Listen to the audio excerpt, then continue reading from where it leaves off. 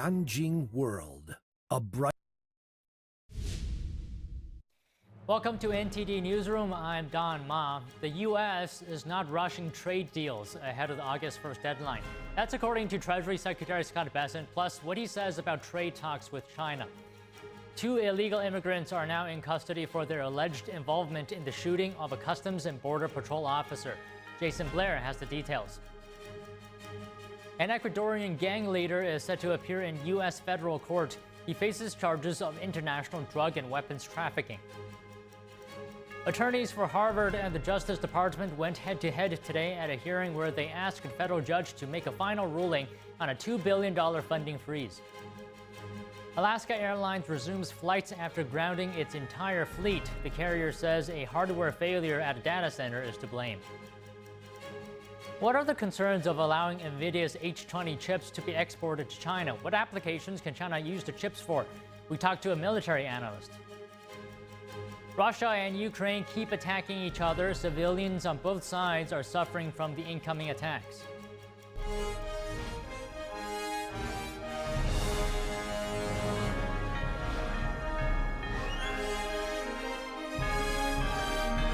This is NTD Newsroom, live from our global headquarters in New York City.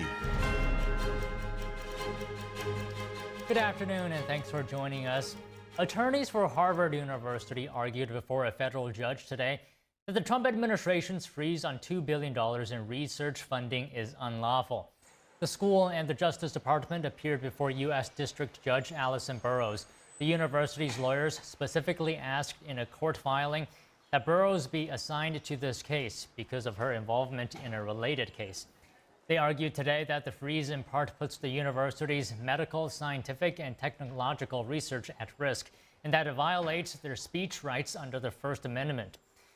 The government has accused Harvard of failing to prevent anti-Semitism on its campus. It argues that universities are not automatically entitled to federal funding, as they must abide by the administration's conditions. Burroughs has not yet ruled. Salvadorian illegal immigrant Kilmar Abrego Garcia will remain in the U.S. custody for another 30 days. The Justice Department today reached an agreement with his lawyers. Abrego Garcia will remain in U.S. criminal custody in Tennessee while his lawyers evaluate his legal options. The Trump administration plans to deport him again from the U.S. following his release. A trial scheduled for January 2026 is now scrapped. Abrego Garcia is an illegal immigrant from El Salvador who was erroneously deported in March against a court order. He returned to the U.S. in June. Abrego Garcia's lawyers are waiting for a U.S. district judge to issue a temporary restraining order preventing ICE from deporting him immediately.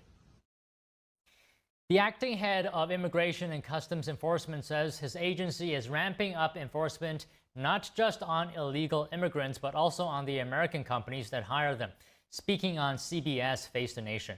Not only are we focused on those individuals that are, working here illegally, we're focused on these American companies that are actually exploiting these laborers. These people that came here for a better life, either, forced labor, child trafficking. A lot of these worksite cases just isn't a victimless crime of someone here working illegally. And that's why we're going there with these criminal warrants to focus on these American businesses that are trying to make an extra dollar on the backs of these people that came here for a better life.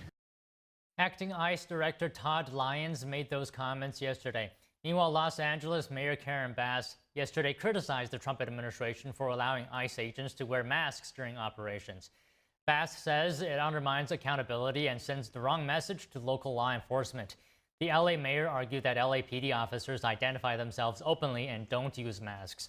ICE has defended the practice, saying it protects agents and their families from retaliation.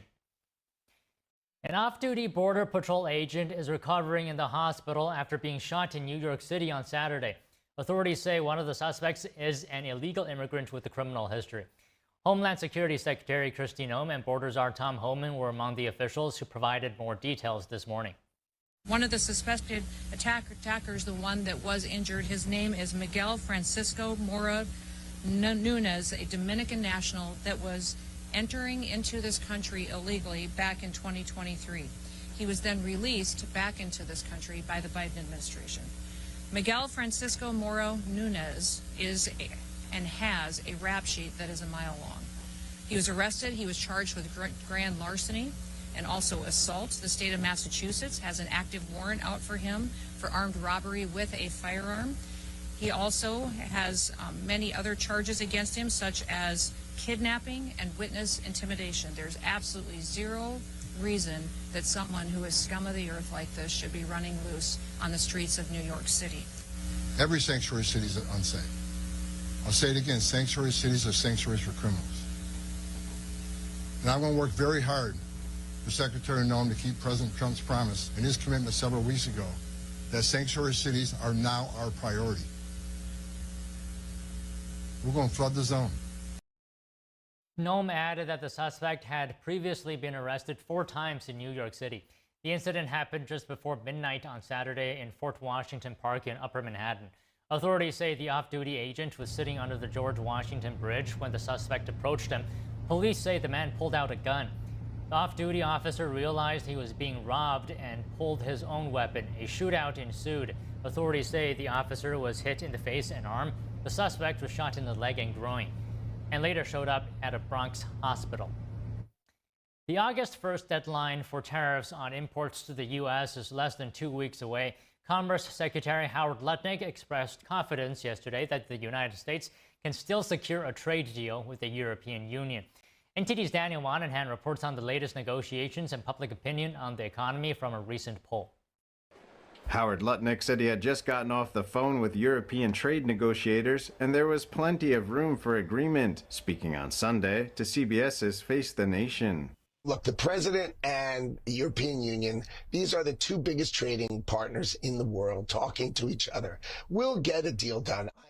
President Trump threatened on July 12th to impose a 30% tariff on imports from Mexico and the European Union, starting on August 1st, after weeks of negotiations failed to reach a comprehensive trade deal. Lutnick emphasized that key trading partners will ultimately realize it's better to open their markets to the U.S. than face significant tariffs. However, he says no country will completely avoid tariffs, saying at least a 10% tariff will remain, with many countries facing even higher rates. That's just the way it's going to be, because we can't have these $1 trillion trade deficit. It's just wrong for America, and Donald Trump is going to fix it. When asked if companies would pass higher costs from tariffs onto consumers, Lutnick responded, What's so interesting is that you're worried about the importers. How about the people who build and employ Americans No, I'm asking if people who go to the people store who make to buy. cars here, people who manufacture here. They don't pay a tariff. They don't pay a tariff at all. So President Trump says it all the time. Build in America, you don't pay a tariff.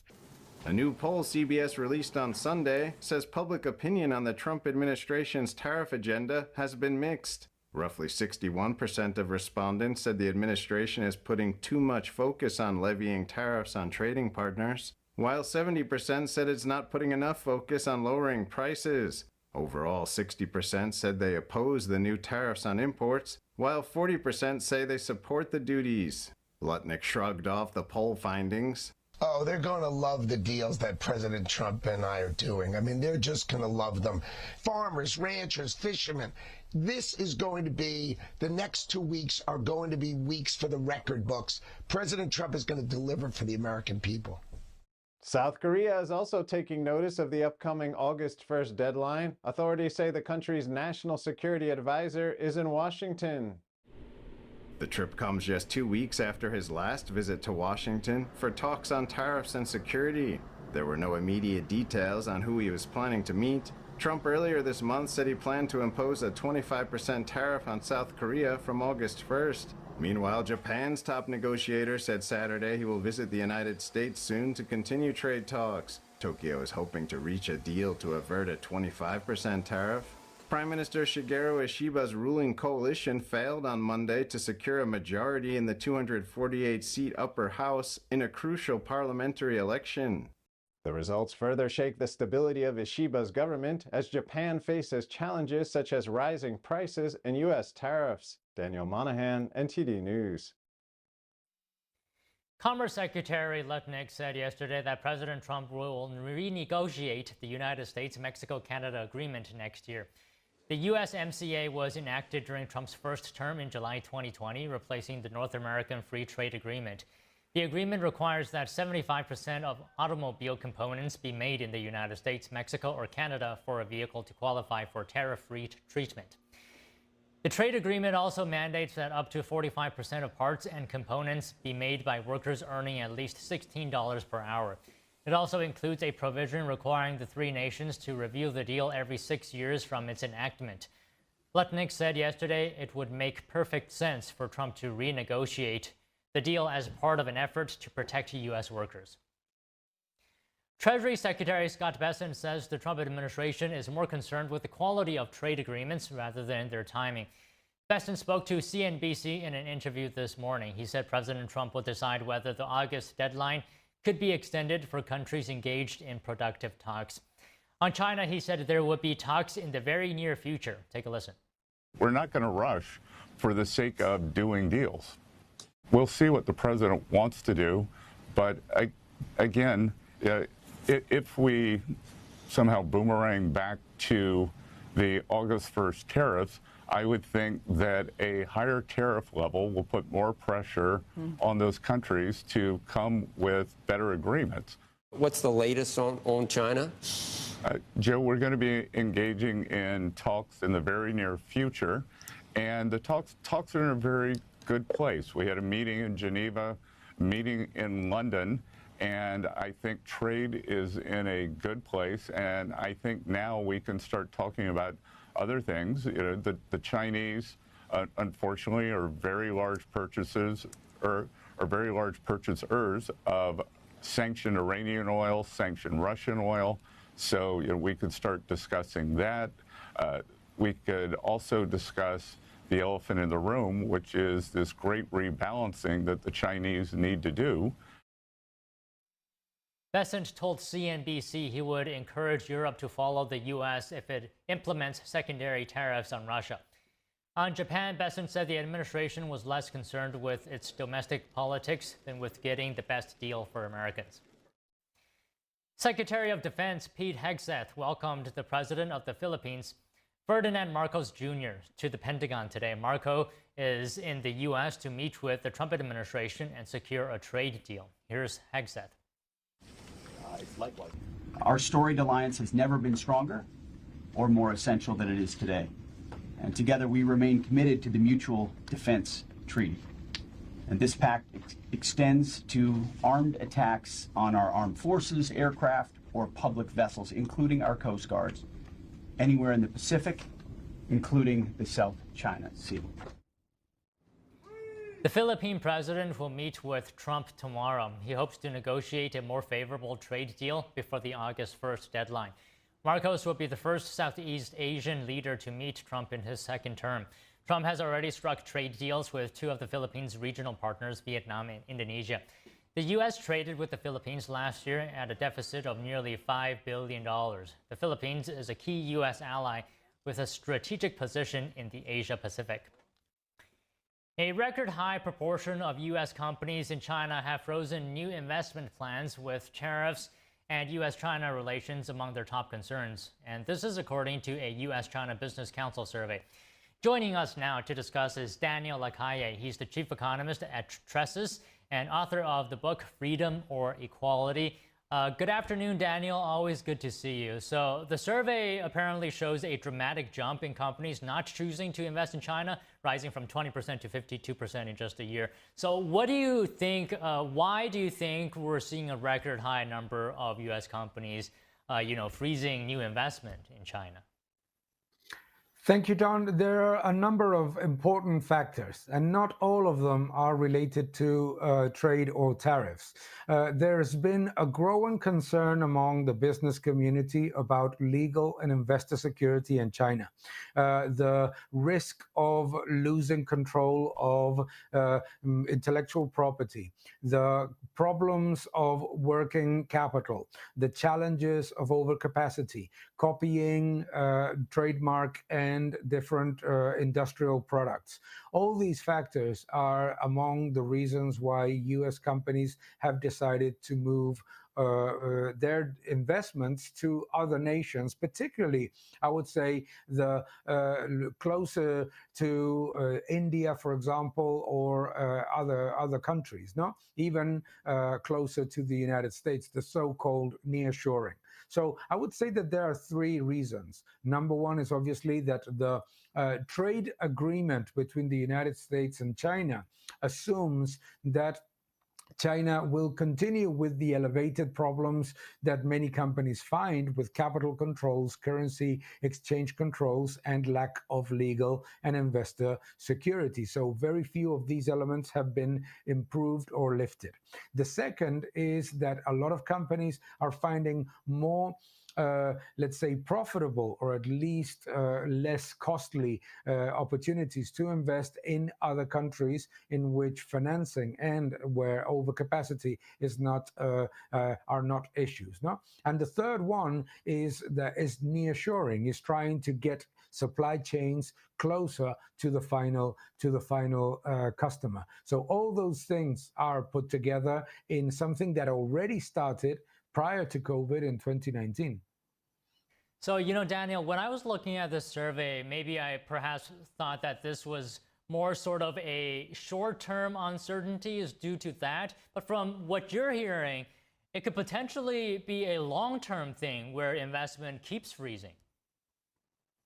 I think that it's much more concerning than just a short-term impact from trade negotiations. If you think about it, in the past 8 to 9 years, we have seen that the Chinese economy, instead of opening, instead of lifting capital controls, lifting the currency controls, instead of lifting the barriers to finance and the challenges for legal and investor security in terms of intellectual property, what we have seen is the opposite. We have seen that the Chinese economy has been closing quite significantly and has been reaching strategic agreements with countries that also have significant trade and legal and investor barriers. So for US companies, that is a very difficult environment to work in.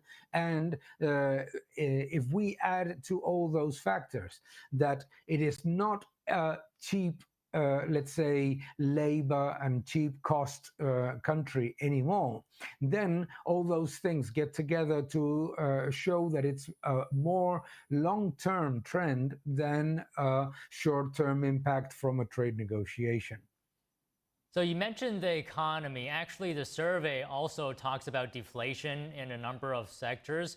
So my question to you is, China's slowing economy, would you say it's more structural or cyclical? If it's cyclical, it means that it can recover in the future. Well, obviously, bloody hell. I can still hear you, Daniel. Oh, sorry, there was a blip here. No, as I said, what we have seen is that for example, for it to be a cyclical element, obviously, we need to look at a more sort of longer-term perspective. The big challenge of the Chinese economy is a combination of the enormous overcapacity in industry, as well as the challenges that we see, for example, in the real estate sector and the banking sector. So all those elements are not something that is going to be sorted out quickly. We have to remember that the real estate bubble of the Chinese economy is the largest ever, and that the wave of bankruptcies, the wave of working capital challenges that we have seen in the past years is something that even the Chinese government is acknowledging and trying to address in a sort of a quiet way. But when you have such an important problem of both overcapacity and at the same time a problem of real estate challenges of this magnitude, obviously what the government is going to have to understand is that it's going to take much longer than 1 year or 2 years. The only way in which it could take 1 year or 2 years is if the government accepted a massive crisis. because the government does not want a massive crisis and wants to deal with the problem slowly and gradually, that is obviously going to make the cleanup more prolonged, and certainly it's going to take, in the words of the government itself, at least 5 years to recover. Okay, so in the beginning, you mentioned companies are operating in China or freezing their investments because of mainly 3 reasons.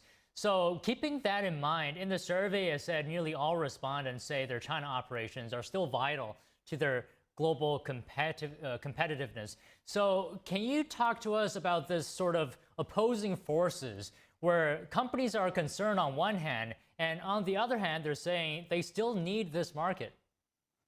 Yeah. Well, I think it's perfectly logical.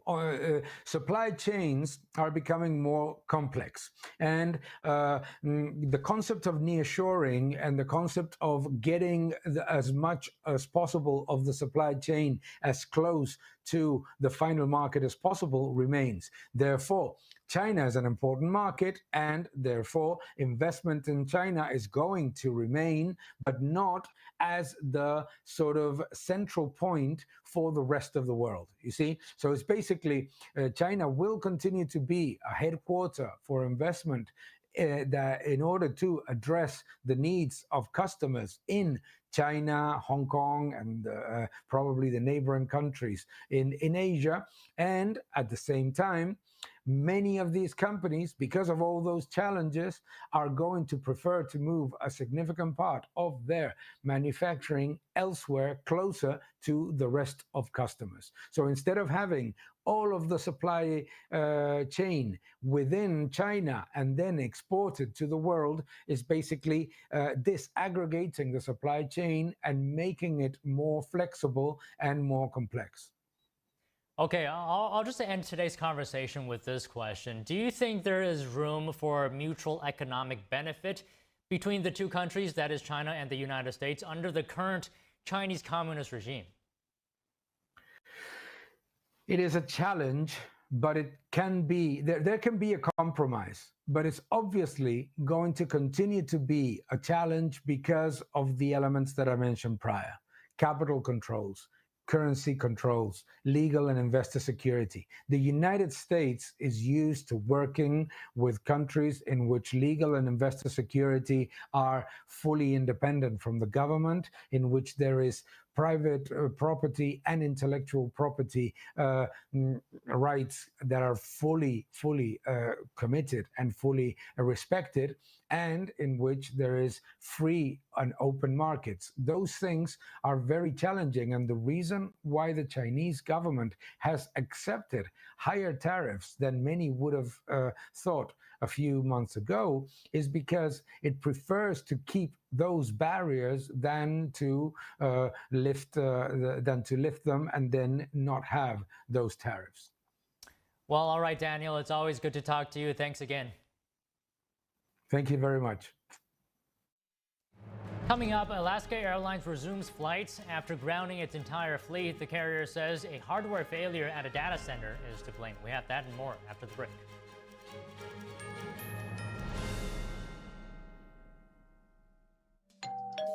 Hi, I'm Ty Pennington, here for Choice Home Warranty. They protect my home from expensive repairs, and they can do the same for you.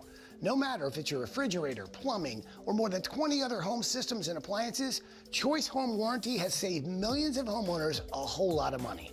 For a low monthly fee, you get their nationwide network of trusted local technicians with plans that cover repairs and replacements done quickly and the right way. No more headaches searching for technicians. No more budget-breaking chaos. Just a peace of mind of having Choice Home Warranty at your service. Call Choice Home Warranty now and save big with their special offer of your first month free and free limited roof coverage. Call now.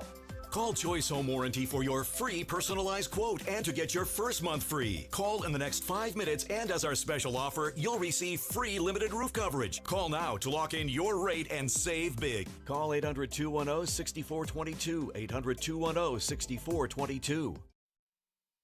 As we naturally age, many people are getting zero amount of this incredible and unique substance. That's when we start seeing an impact in our joints, skin, nails, and even our digestion. People ask me, Dr. X, what is the #1 supplement I should be taking? My answer is multi-collagen protein. People's reactions to me, people were like, what are you doing? What is going on? You look amazing. You have a glow about you. What makes Ancient Nutrition Multi-Collagen stand out from other brands? 10 types of collagen. It's grass-fed, pasture-raised with vitamin C and probiotics. It's proven to reduce joint discomfort rapidly, continuously, and persistently. It improves the appearance of crow's feet after 4 weeks and improves skin tone after 8 weeks. And it promotes hair thickness, growth, and a reduction in hair breakage. It has transformed everything from my hair. Like, my hair was starting to kind of just, come out, and I don't have that anymore. My skin feels amazing.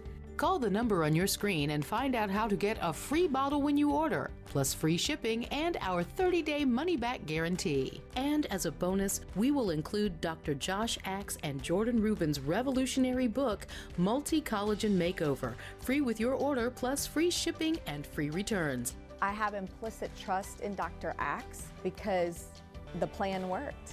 I'm living proof of it. This is the collagen protein that is backed by clinical studies. It's what my family uses, it's what I use, and I know you're going to benefit in a big way as well. Love the results or get your money back. This special TV offer is not available in stores. Call the number on your screen or go online now.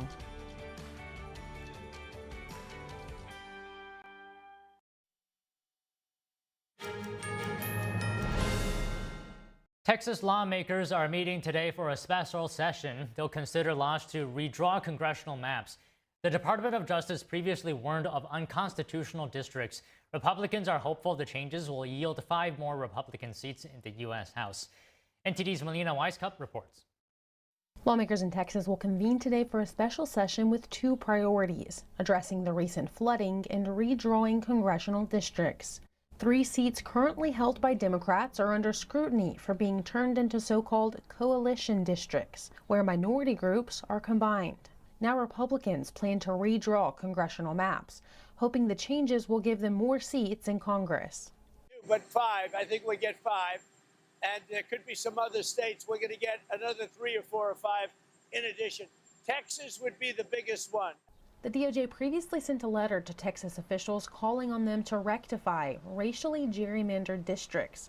Democrats, though, are raising concerns that the changes will dilute minority voters. They decided to attack 3 of the 4 seats that we have in the state. They decided to go after a Latina. They are specifically deciding to splinter the communities of common interest, as well as just blatantly say we are going to dilute minority voices. Though the changes would give Republicans a better chance in Democrat-held districts, it will make solid Republican districts more competitive. 25 of the 38 Texas congressional seats are held by Republicans. All House seats and 1 Senate seat are up for re-election in the 2026 midterms. Reporting from Washington, D.C., Melina Weisskopf, NTD News. Lawmakers are entering their last week before a lengthy summer recess, but they are behind on approving government funding for 2026. 12 bills each fund meant to go to government departments, and they have yet to clear both chambers of Congress. None are scheduled for a House vote this week, while the Senate is expected to vote on its first batch. Senate Leader John Thune could ask senators to delay their recess, and President Trump has called on senators to work during the scheduled month-long break to confirm his nominees. There's also the question of whether Democrats will use their leverage to allow a government shutdown as a protest to Republicans' recent budget cuts. Since the GOP last took the majority, they've had to rely on Democrat votes to fund the government because some Republicans refused to vote for government funding without significant cuts or policy changes. More details on the budget front will develop today and throughout the week. An Ecuadorian gang leader is extradited to the U.S. He's set to appear in federal court today. His lawyer said he will plead not guilty to charges of international drug and weapons trafficking. Known as Vito, Jose Adolfo Macias Villamar was handed over to U.S. authorities Sunday. Secretary of State Marco Rubio took to X to announce his extradition. Rubio posted, quote, "The Trump administration remains committed to ending the scourge of narco-trafficking." He also thanked Ecuadorian President Daniel Noboa. Macias escaped last year from an Ecuadorian prison where he was serving a 34-year sentence for multiple convictions. He was recaptured last month. The Department of Justice says that under Macias' direction, his Los Chonorros gang committed violent acts against law enforcement, politicians, lawyers, prosecutors, and civilians. Ecuador's government says the gang exercises vast control over the nation's prisons. Microsoft dealing with an aftermath of a cyber attack on its server software. According to two of the organizations that helped uncover the campaign, the hack compromised about 100 different organizations. Researchers didn't identify the affected organizations, but said most of them were in the U.S. and Germany. They added that the victims included government organizations and the relevant national authorities had been notified. Microsoft said the attack only applied to SharePoint servers, which are widely used by government agencies and businesses. It said that SharePoint Online in Microsoft 365 was not hit by the attacks. The FBI said yesterday it's aware of the attacks and is working closely with partners, but offered no further details. A Microsoft spokesperson said the company is working with cybersecurity partners to coordinate their response. The company has already issued security updates and urged customers to install them immediately. So far, no words on where the attack came from. Late Sunday, Alaska Airlines resumed operations after briefly grounding all of its flights for about 3 hours. An IT outage marked the second time the carrier has grounded its fleet in just over a year. The airline said third-party manufactured hardware at its data centers failed unexpectedly. The outage affected several of the airline's key systems, but hacking was not involved. Alaska said the incident wasn't related to the cybersecurity breach its Hawaiian Airlines subsidiary experienced in June. The carrier added that it's working with its supplier to replace the hardware. Alaska Airlines isn't alone when it comes to incidents like Sunday's. Last year, nearly every major domestic airline had to cancel hundreds, if not thousands, of flights after a major internet outage. A software update that cybersecurity firm CrowdStrike sent to Microsoft computers was blamed for the glitch. A Delta airline pilot said he was forced to make an aggressive maneuver to avoid a mid-air collision with a B-52 bomber over North Dakota. The incident happened on July 18th. The Delta flight came from Minneapolis and was the pilot preparing to land. He spotted a B-52 bomber in his flight path. Here is the pilot speaking after the maneuver. Sorry about the aggressive maneuver. It caught me by surprise. This is not normal at all. I don't know why they didn't give us a heads up, because the Air Force Base does have radar, and nobody said, hey, there's also a B-52 in the pad or two. Long story short, it was not fun, but I do apologize for it, and thank you for understanding. It was not a fun day at work. In a statement, the airline said the plane had been cleared for approach when another aircraft became visible. The pilot quickly took action to avoid a possible collision. The flight ultimately landed safely at Minot, North Dakota, after performing a go-around.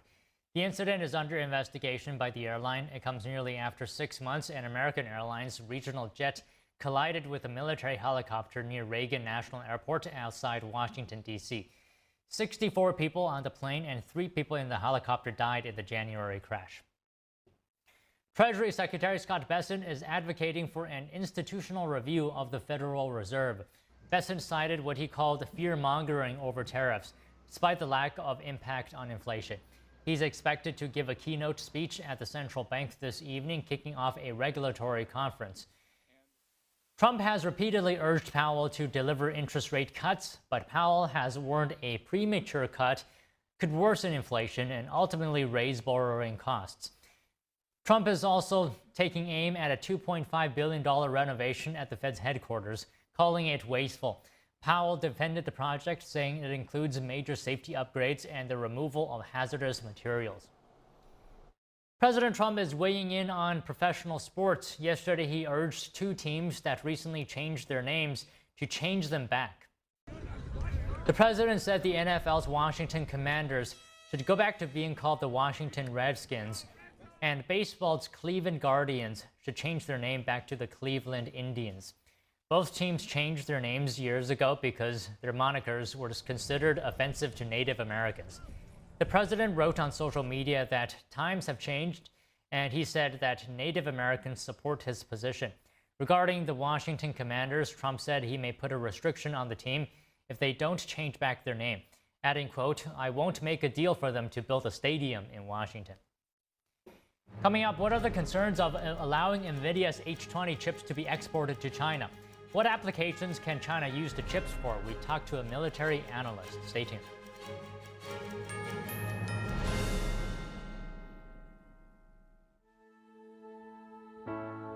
We come from a long line of farmers, and there's a sense of pride with being part of these multi-generational businesses. But there's also a significant amount of pressure.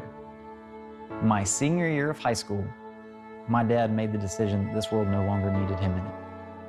I don't know if he was overwhelmed by the bills and checks that weren't going to be coming in because of the strawberries dying off, but it breaks my heart that my dad made a permanent decision for a temporary issue. Don't feel like you have to go through it alone. Farmers have to take care of their physical and their mental health, because what's a farm without a farmer? In the mornings, that's my time. Watching the sun come up, I can have a cup of coffee and exercise if I want to. It helps me start the day with a sense of gratitude. Yay! Every day is a new opportunity. Don't forget to check in on yourself. Love, your mind.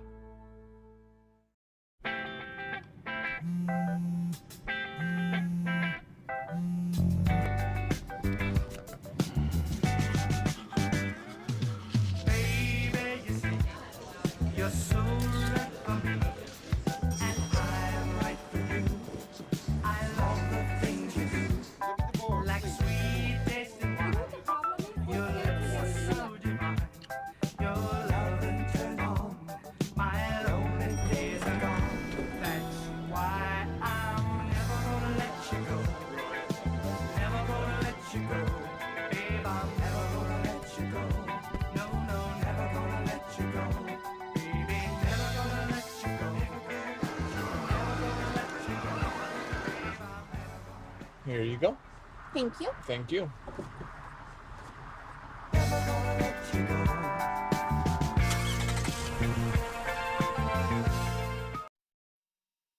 I am so glad you ladies are here. You each have your own rooms. Thank you. Get settled in. I'll call you for dinner. Adopting teen sisters, it's a lot. Girls, you're gonna be late. You want breakfast?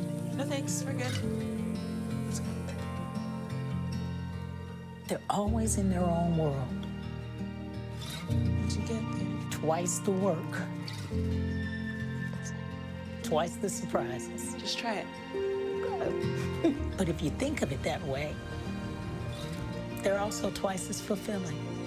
I think you should ask her yourself. Is it okay to call you Mom? Of course you can.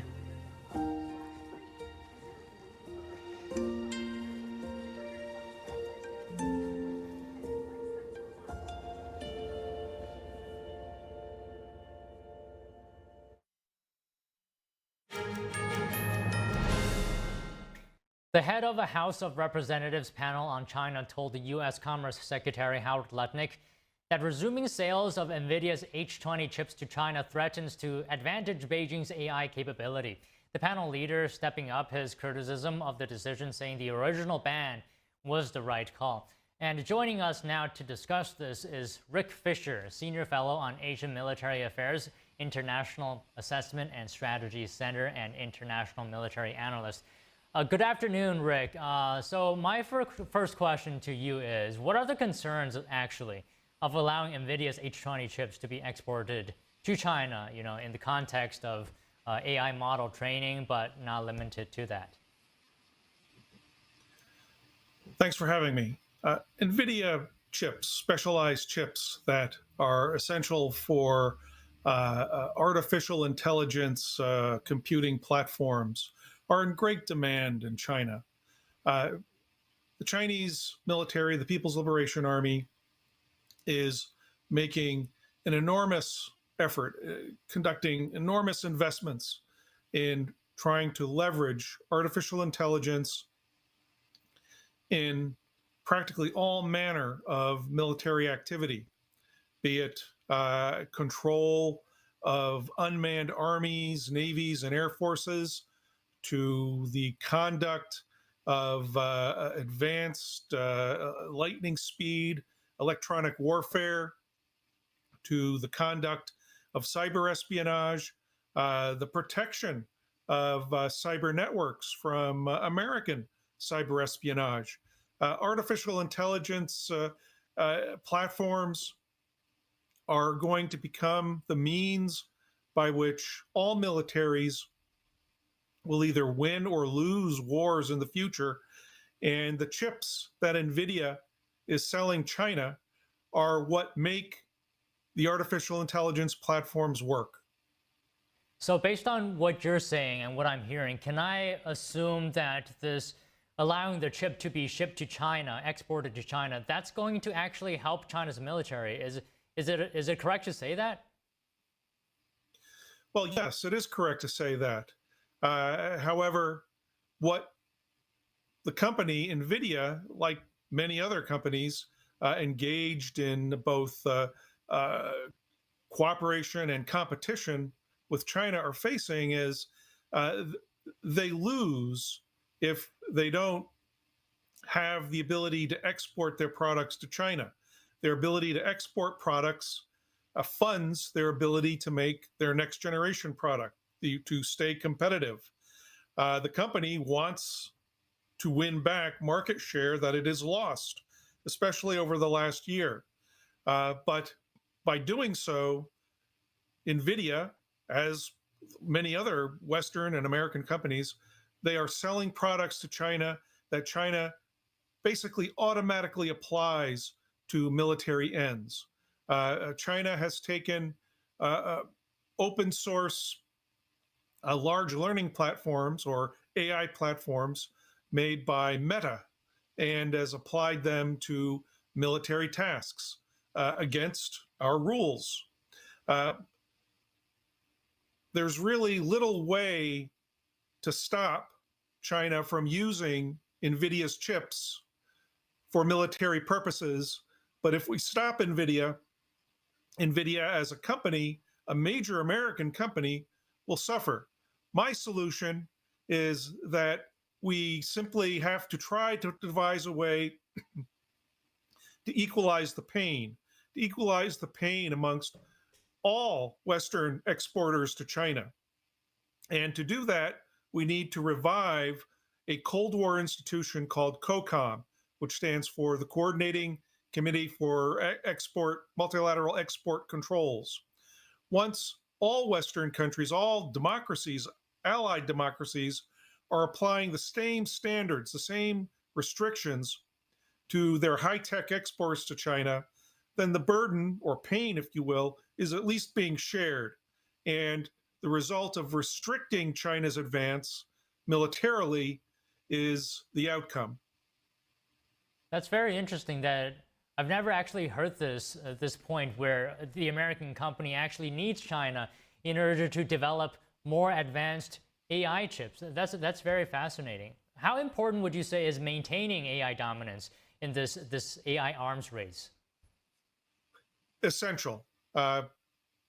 Artificial intelligence platforms are already being used in advanced American weapons like the F-22 and F-35 fifth-generation fighters to help pilots make decisions amongst thousands, even millions of competing data points that they must face. And AI platforms will become ever more useful as this technology advances. China, the United States, European countries are already developing pilotless fighter aircraft that can go and autonomously conduct combat operations, both offensive and defensive, with little human control. And this is also happening in other armed services, in the Army, in the Navy. They're also developing unmanned platforms. And I would say that in China, this is also happening. China is practically on the cusp of being able to mount unmanned combined arms military operations. And the ability to leverage artificial intelligence and the chips that can process the vast amounts of data in order for an AI operation to work is essential for the United States to control. It's essential that we dominate this technology. It is essential that we try to control China's access to it, at least from the Western side. Are these NVIDIA chips that are being exported to China, in general, generally speaking, are they very much a leap in capability compared to what Chinese firms can produce? In many cases, yes. They are more advanced than what Chinese firms can produce. They are not the most advanced chips. Restrictions are being put on these chips, but they still allow China to elevate its capabilities. And this is just the evil balance that American leaders, American trade officials are forced to devise. We don't want to lose market share. We don't want our companies to lose out from not having the profits to invest in new and more advanced products. But also, we don't want to be arming our enemy and helping them to build unmanned armies, navies, and air forces that they can use to defeat ours. What are your thoughts on export controls itself? Can export controls actually slow down China's AI development? Yes, if applied broadly and across the board, and they can be made to apply to all companies that are engaging in AI exports to China. This was the beauty of COCOM during the Cold War. It was, yes, a frustrating bureaucracy, but it also succeeded in limiting the ability of the former Soviet Union to develop technologies that would allow it to gain superior capabilities over the West. This was a key victory for the United States and the democracies during the Cold War. We need to revive the ability to win the next Cold War. And by winning the Cold War, we prevent hot wars from breaking out. So export controls, broad export controls of high technology products to China is now, again, very much necessary in order to win this Cold War. Okay, just one last question real quick. I'm wondering if you agree to what a NVIDIA spokesperson said on the relaxation of restrictions. They're defending it, essentially saying America wins when the world builds on US technology. Do you agree with that? To a certain extent, the spokesman is correct. When a company like NVIDIA is allowed to profit and develop better chips to win larger shares of the market, yes, America wins as well.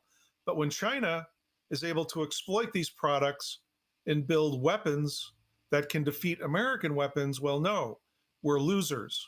So we have to strike the balance.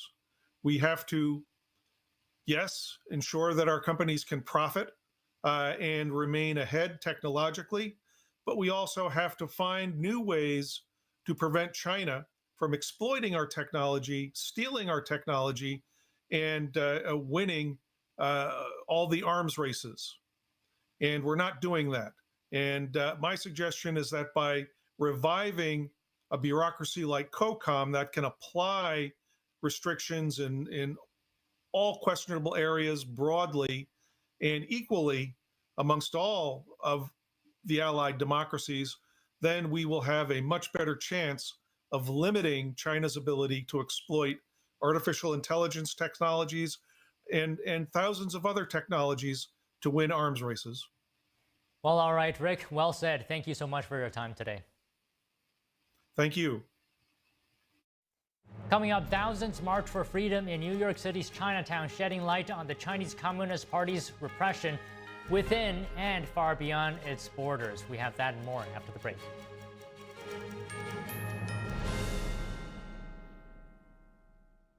£6 prescription glasses from Select Specs are always great value. There are no offer codes or first-time customers only. Anyone can buy them, anytime. And you can upgrade to Select Specs Express for next-day delivery. And with deferred payments, you can spread the cost. See now, pay later with Select Specs £6 specs. Next day delivery and deferred payment options available at selectspecs.com/£6. Divinely inspired traditional oil painting inspires compassion. Artwork created in truth and beauty illuminates a path to goodness. Rediscover traditional art, revive classical culture. We warmly invite oil painters from around the world to participate in the 7th NTD International Figure Painting Competition, a celebration of classical realism. Please visit oilpainting.ntdtv.com. With almost 4 decades in the spotlight, Cindy Crawford has never lost her stunning glow. With her gorgeous, age-defying skin, US Weekly says, whatever she's doing, it's clearly working. How does her skin still look firm, smooth, and youthful at 59? It's meaningful beauty. And now, with new advanced formulas, it's better than ever, delivering our age-defying ingredients even deeper into the skin to fight wrinkles where they begin. Just wait until you see the difference meaningful beauty can make for you. Instant hydration, instant plumping. My skin looks amazing. What I'm most proud of is over 5 million women have trusted Meaningful Beauty, and they're getting great results, and I get that feedback from them in airports, supermarkets, walking down the street, and I love it. And today, we are celebrating 20 years of meaningful beauty with a brand new offer you don't want to miss. You can get the entire advanced Meaningful Beauty system with all 5 age-defying super treatments. And when you order today, you'll receive our Targeted Treatment Duo, a $128 value free. Introducing the Wrinkle Smoothing Capsules to target crow's feet, forehead lines, and lines around your mouth. Plus, you'll also get the new Skin Renewing Facial Tool with heat, massage, and red light to boost the absorption of the wrinkle smoothing capsules and reduce the appearance of puffiness. The Skin Renewing Facial Tool and the Wrinkle Smoothing Capsules together create Meaningful Beauty's amazing targeted treatment duo. This plus this equals incredible results. Get all this, a $300 value for just $49.95. But you must act quickly. Results guaranteed or your money back. If you haven't tried Meaningful Beauty yet, this new offer is something you don't want to miss. This special offer is not available in any store, so don't wait. Scan the code, call the number below, or go to meaningfulbeauty.com right now.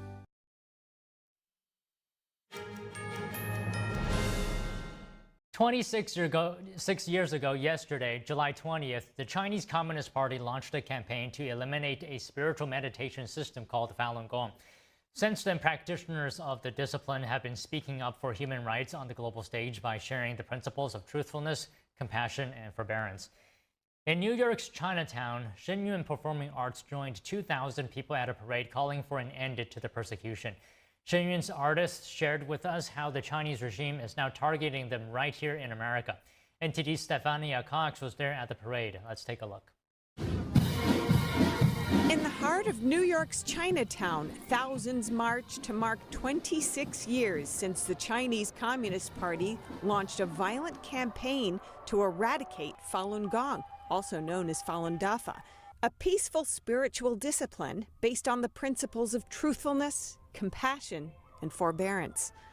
What makes this year unique is that artists from Shenyun Performing Arts also took part. Mission to revive traditional Chinese culture.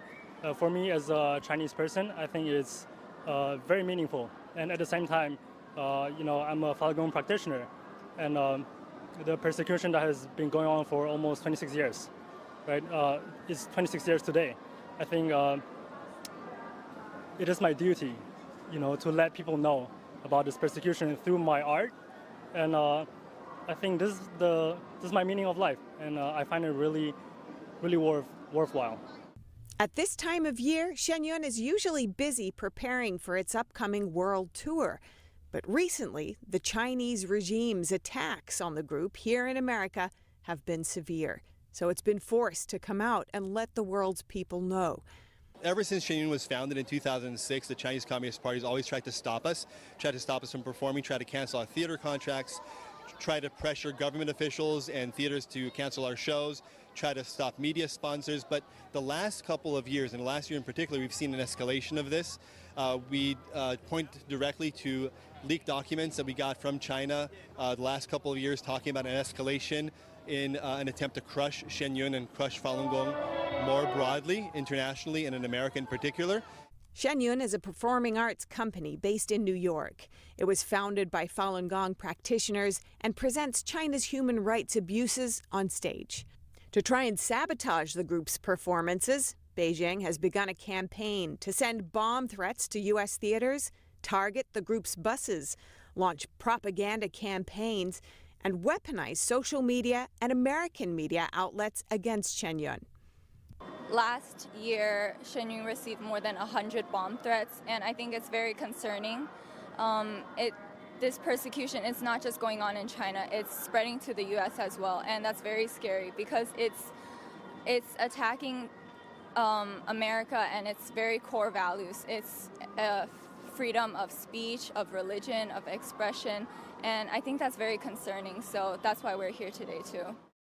It's part of a larger campaign known as transnational repression. The Chinese Communist Party's attempts to control and intimidate Falun Gong practitioners and others, even outside of China. The U.S. State Department has condemned the regime's persecution of the peaceful practice. The U.S. House of Representatives has also passed two bipartisan bills, the Falun Gong Protection Act and the Stop Forced Organ Harvesting Act, now awaiting action in the Senate.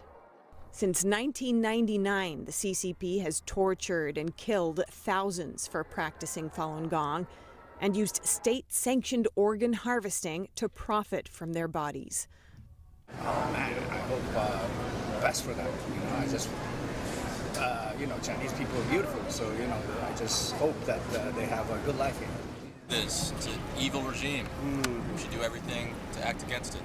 Well, this is the center of freedom in the world, and I'm glad that we agree on that we're anti-CCP. This is not just about Falun Gong. If Beijing can run this playbook, this strategy to try and silence Falun Gong here, they can use the same strategy to target anyone or any organization in America. For many Falun Gong practitioners, this parade is more than a tradition. It's a stand for the values they believe can heal the world: truthfulness, compassion, and tolerance. And this year, with Shenyun dancers stepping out of the theaters and into the streets, the message is clear.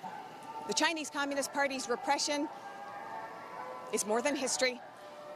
It's here, it's global, and it's time to face it. From dance stages to city streets, Falun Gong practitioners and the artists who represent their spirit are standing up not just for freedom in China, but for freedom everywhere. Because without truth, compassion, and tolerance, where would the world be? Up next, a cyber attack targeting Microsoft server software hits about 100 victims, among them government agencies. What cyber experts uncovered so far? Stay with us.